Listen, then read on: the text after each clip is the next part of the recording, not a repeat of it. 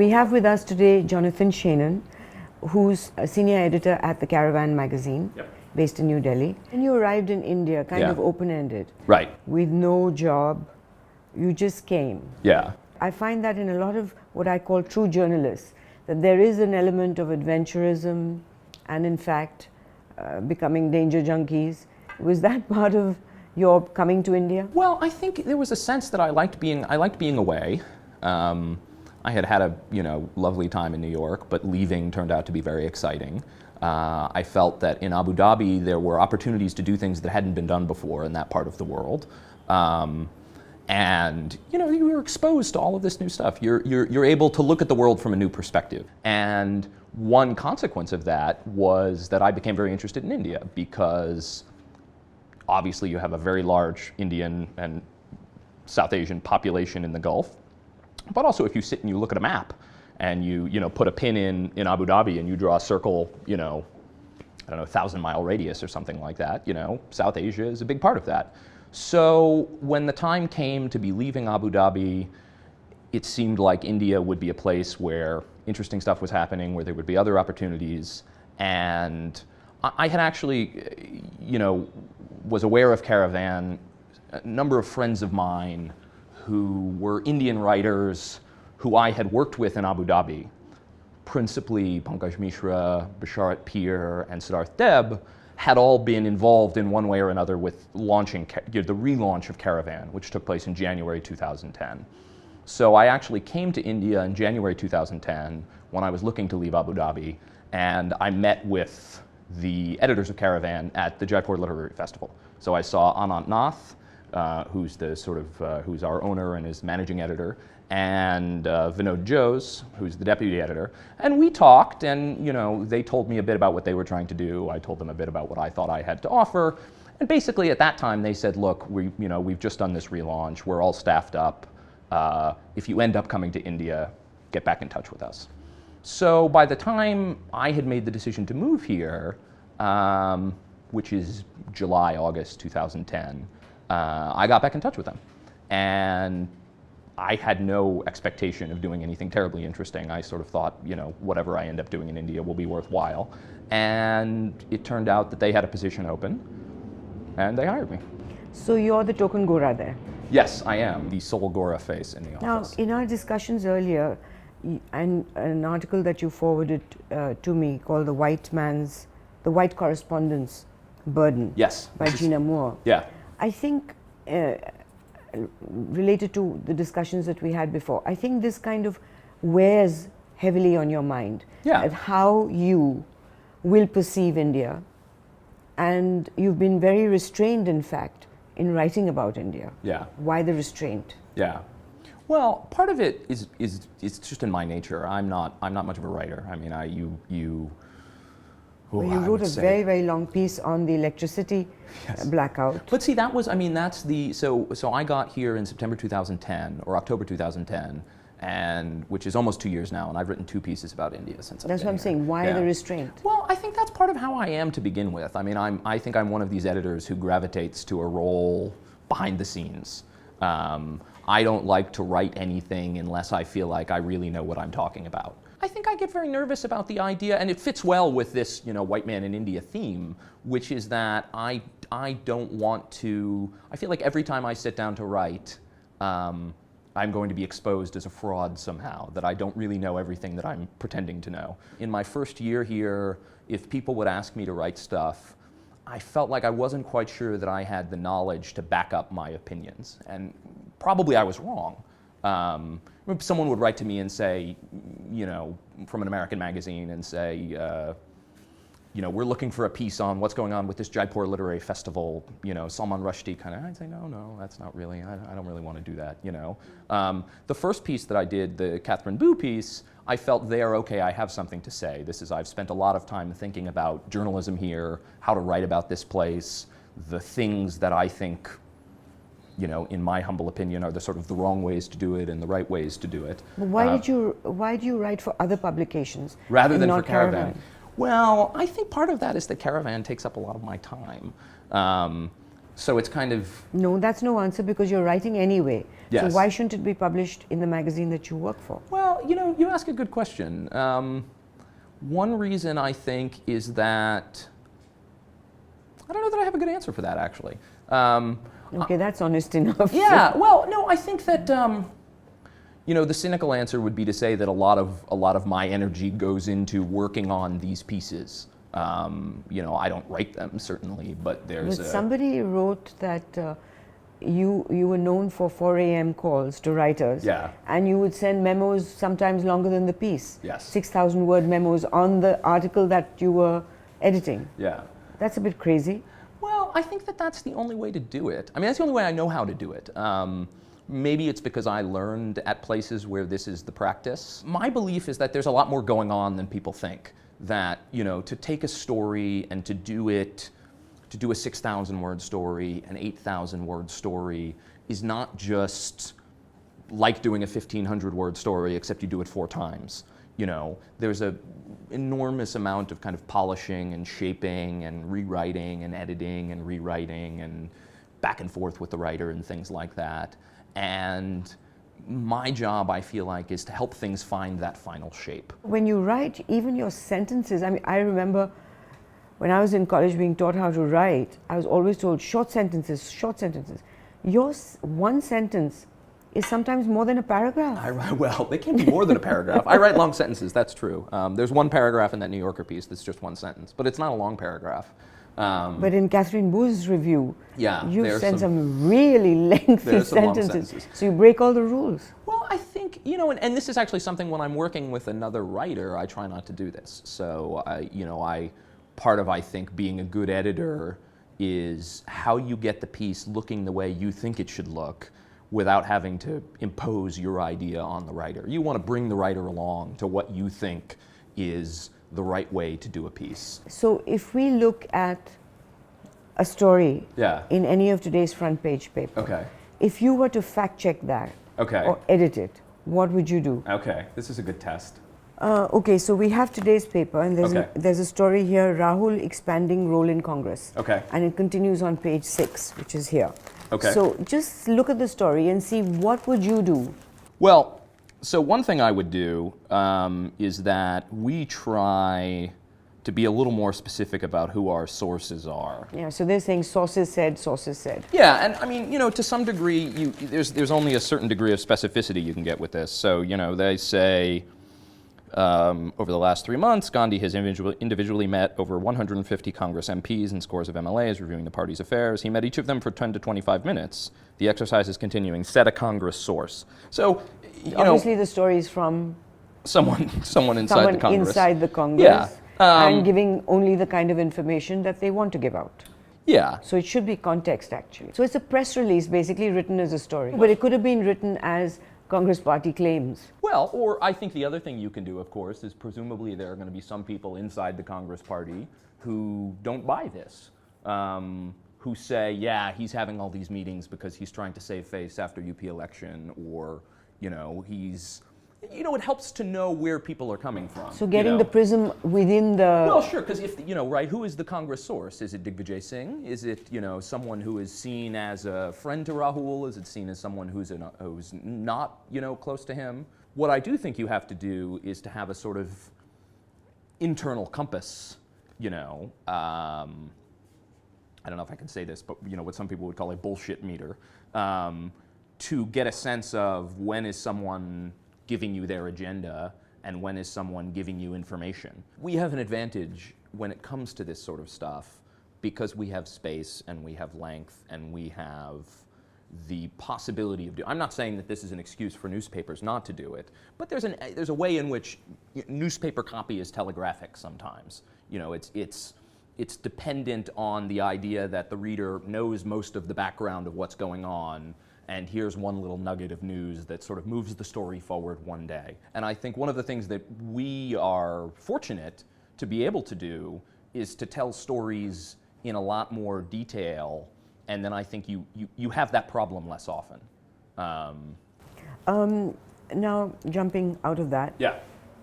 You had a kind of a Twitter war going on with Sohail Seth when Mihir Sharma's book review appeared. I don't know that I would call it a war, but there was a little a tiff of Skirmish? sorts. A skirmish. That's a good way to put it. So what do you think of that? That you do a review, which you publish a review, which not only got into the book but went into a much larger horizon of the persona, of the culture that Suhail promotes and is part of, and then you are the brunt of quite a bit of abuse. I wouldn't want to be immodest about it, but I think we ended up with the upper hand in that one to a degree. I think that I've never met Suhail. That's shocking. I know it might be disingenuous for me to say that we have nothing against him. There were interesting responses to that piece. One response was, "This is fantastic. Taking down this guy who I don't like." One response was, "This is terribly unfair. Suhail is a good man." Why? This is I think mostly coming from people who know Suhail. The third response, which I found misguided, was, "Why are you bothering with this? Here's a guy who everybody knows is sort of a silly character, and so why are you wasting your time on this?" And that struck me as kind of a misunderstanding of how these things are supposed to work, in my view. What I saw in commissioning this piece and in asking me here to do it was, here is a person who has become very, very prominent and who, though everyone denies it, is essentially taken seriously. Maybe that's an overstatement. I mean, it's, but you think no one takes him seriously? No, I think there are people who do, but with knowing what he is. He's a public relations man. Yeah, and look, I would not deny. I mean, I think he's a performer in some ways. I think he's a great performer. I mean, I went to see at Jaipur last year. There was a panel on Twitter with Chetan Bhagat, Shashi Tharoor, Suhail, and hosted by Shoma Chowdhury. And he's a great public speaker. He's a great public speaker, and Shoma asked him, have you learned any lessons from your Twitter fights? And he said, don't get on Twitter after you've had a few drinks, which I thought was a sly acknowledgement. Well, when you said, I can't wait to publish his review on Twitter, he said, and by the way, I love what your magazine Caravan is doing to the journalistic space. Super stuff. Then your review comes out, and then he says, a magazine nobody reads. Yeah. Well, this is, he should have, I think the way that these things work, I have always said that no one should ever respond to a bad review. Every time the reviewee responds to the reviewer, they end up calling more attention to the review. So this Suhail piece, had he not said anything, and there's a whole story here, which is that, the piece came out, I think, maybe on a Tuesday night, and I got home, and it went up on Twitter. People started posting about it, and maybe at like 2 or 3 in the morning, I'm still awake, and Mihir calls me, or maybe he sends me an email or something like this, and he says, "You've got to look at what Suhail is writing on Twitter." So I go and I look at what Suhail is writing on Twitter, and he's saying these things, Mihir is some unemployed economist, and Caravan is a magazine nobody reads, and things like that. And I sort of took a picture of these tweets that he had written, and I actually thought to myself, okay, there's no point saying anything about this now because it's the middle of the night and everyone in India is in bed, so I will just wait until tomorrow and see what happens. And sure enough, he woke up in the morning, realized that this was not a good, he is a public relations man after all, realized that this is not a good response, and then deleted the things that he had said, which then of course gave us a wonderful opening to say, look at these things that he said that he's now deleted, and then it became a big, huge deal. I mean, I think for 2 days, Suhail Seth was a trending topic on Twitter. So you're not really a Gora anymore, you're in the thick of it. Well, yeah, I mean, maybe. We have corrupted and baptized you. The joke I like to tell, which maybe will sound awfully pompous if I repeat it here, is that I'm not an Indian, but I do think I'm an Indian journalist. By which I mean, I work at an Indian magazine, the audience are Indian.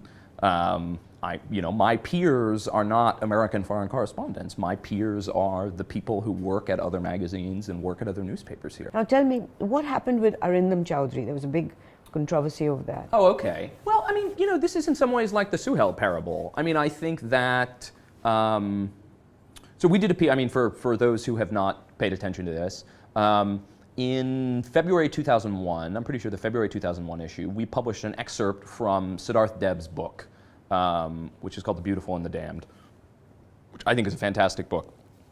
And the first chapter in this book is a profile of Arundam Chowdhury. And I read a copy of this, and Siddharth is a friend and someone I worked with before when I was in Abu Dhabi, and I said we would love to publish this. This is just a fantastic profile. And I think pretty much at the time I didn't know very much about Arundam Chowdhury. I mean, I had only been in India for 2 or 3 months.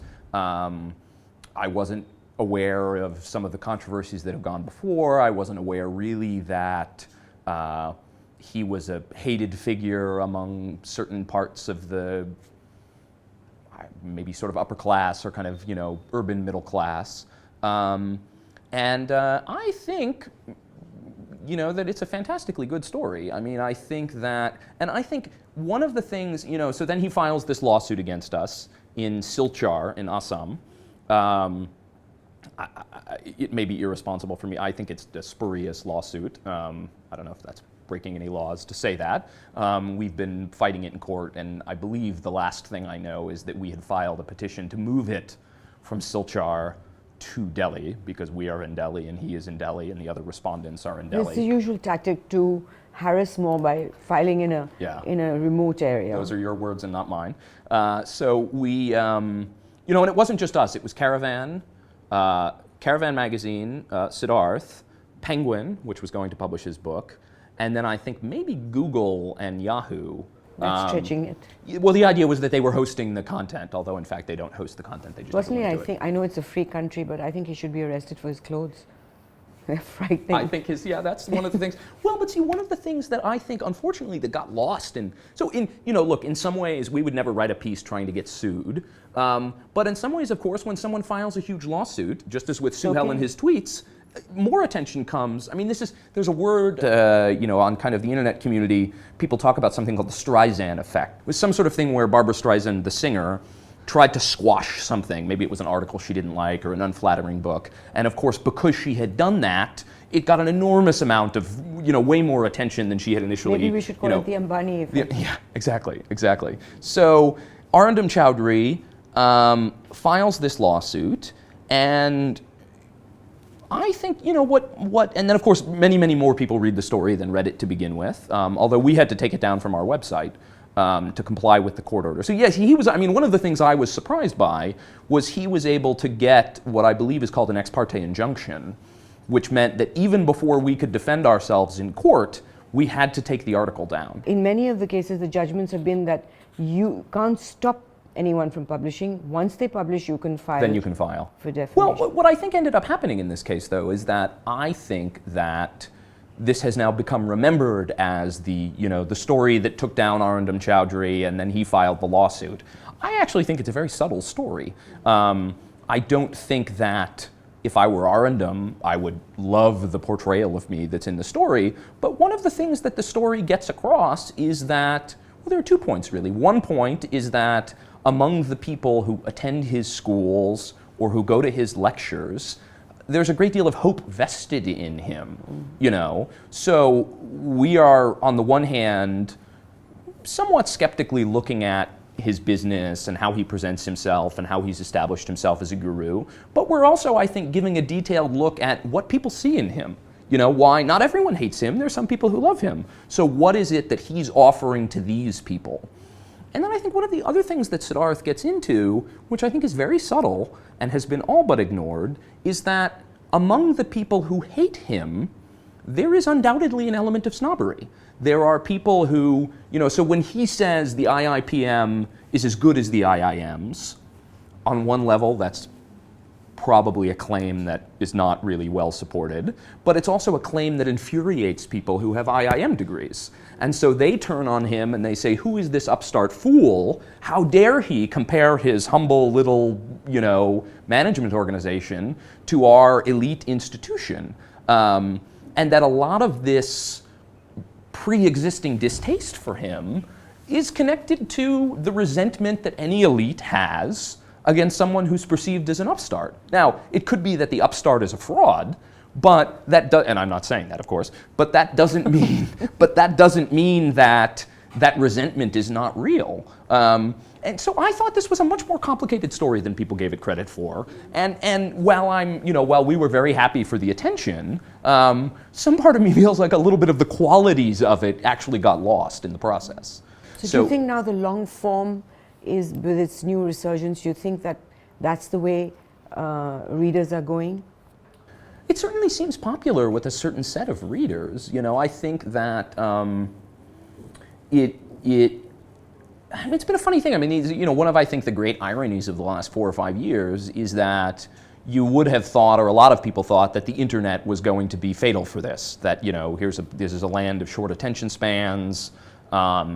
It's a land of, what I think of as so-called unbundled content, where articles float here and there, and you don't necessarily read the Caravan, you just read an article. But I think that this sort of long-form movement on the internet, people aggregating what they think are the best long-form stories, has actually been a godsend for this kind of writing. Because you see Newsweek and the New York Times Sunday magazine, they've all dumbed down to almost digital format in print, and New Yorker subscriptions have gone up. Yeah. Well, I think that because you have to think about, how do you solve this problem, which is that you're losing your direct connection to the news, so you would have had, I don't know how far you'd have to go back, 20, 30 years or something like that. You would have had everybody reading a newspaper because that's where you're getting the news about what happened yesterday. And you would have had everybody reading a weekly magazine.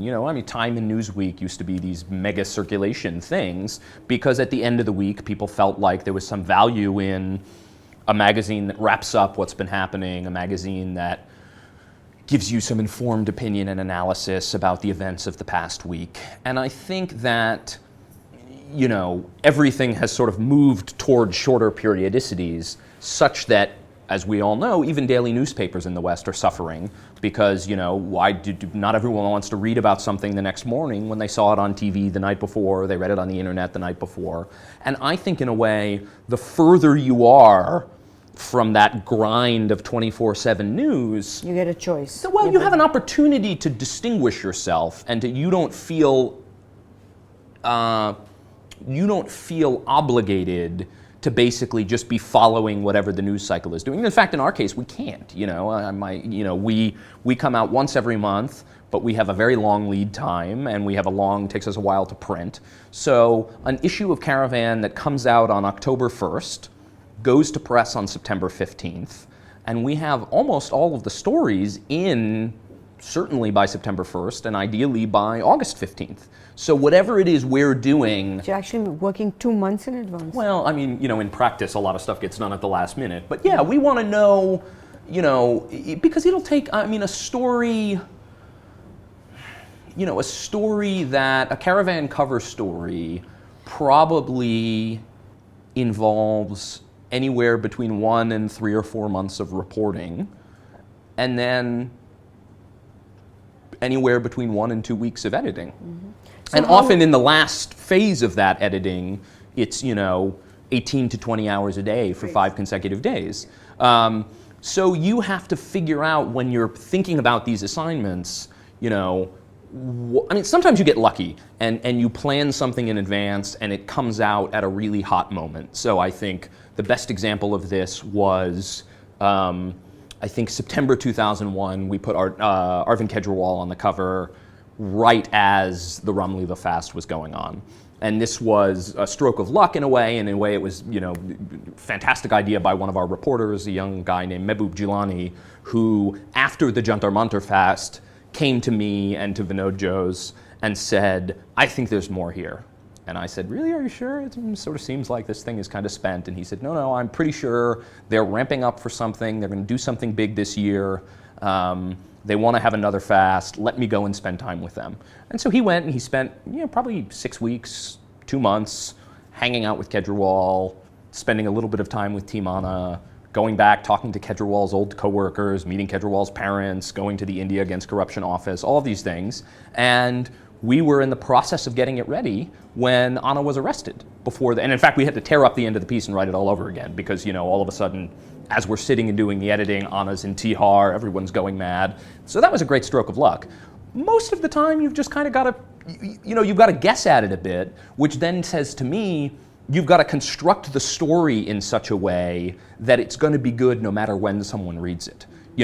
If we have a story that is going to be stale if it comes out 2 months from now, then that's just a sign to let it go. And we've often had to do that. I mean, we did almost nothing on the UP elections because our calculation was this is not favorable terrain for us to fight on. I can't remember now, I think the election results were released on March 2nd. Now, for a March issue, we'd have to go to press on February 15th. By the time between when our issue came out and when our issue hit the stands, the results will be out. Everything would change. Yeah, so whatever we do a big profile of Mayawati and then she loses, we look like idiots. So I think that, it seems like a handicap, but I think if you think tactically about what you have to do to make the magazine relevant, you actually end up in a stronger position because you're not at the whims of what's happening in the news. So how long do you expect to stay in India? That's a very hard question to answer. I would say at least another year. I think that there's so much to do here. I like being here so much. It's there are opportunities here that I'm not sure I see at home. And I don't mean that in a personal sense. I think without being too immodest about it, I think if I went home, I could find some job somewhere. And American journalism pays slightly better than Indian journalism. But I think that there's nothing, a lot of this terrain has been covered there. America has a New Yorker, it has an Atlantic, it has Harper's, it has the New York Times, it has all of these things. I'm not saying that America couldn't use more of this stuff, but I think it would be less exciting to be doing this here. Because here you're in pioneer mode. Yeah, I think that's right. Some people have said to me, oh, this is you like being a big fish in a little pond, and I say this is preposterous. India, whatever you call it, is not a little pond in any way. What I like about being here is that you're doing something new and it feels exciting, and you're able to, to me the exciting thing is growing, it's the idea, and this is something where, all the credit in my view goes to my bosses, goes to Anant Nath, to Vinod Jose. These are the guys who launched this magazine in January 2010, 10 months before I got here, and they had this vision that there was space here for this kind of magazine, and I think, in my view, the first year of the magazine, when I came in kind of 2/3 of the way through, was sort of demonstrating this, showing people, and I think there was a lot of skepticism at the start, people have been saying for years and years and years, oh, India should have something like the New Yorker, India should have something like the Atlantic, and these guys actually got up the courage to do it. And I think in the beginning, the test was showing people this could work, this is viable, people are going to read this, people are going to be interested in it. And I think that having done that, the challenge since then has been showing that it can be done at a very high quality. That it can be, you can take literary writing, you can have things that are stylish, that are well done, that have a sort of, kind of literary sensibility to them, but that you can marry that with really serious reporting. And that I think in some ways is something that was misunderstood maybe by some people at the beginning, and I hope that that's been corrected a bit, that when people look at the Manmohan piece, when they look at our piece on Air India or Narendra Modi or Kejriwal, that what they see is, okay, yeah, this is stylish and it reads very fast-paced and it has narrative tension to it and things like that, but there's a lot of reporting in here, And I think that the lesson to me from this is that doing this kind of journalism, I think some people think is just about style.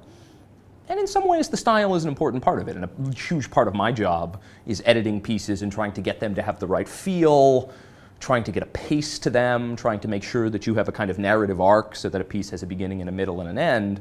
But what I think I've realized, and I think all the reporters who work with us now realize, reporting. You need so much more detail to do a piece like this.